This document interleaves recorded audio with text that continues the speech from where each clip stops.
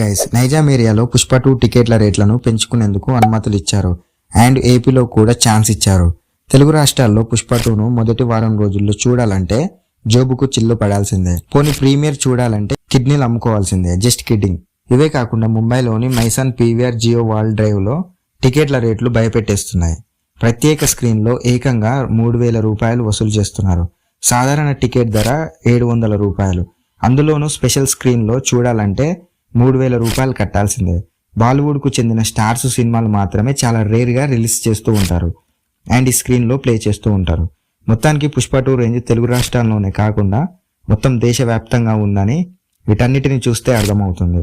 And advance booking మొదటి రోజు వసూళ్లు రికార్డులను బ్రేక్ చేసేలా ఉంది.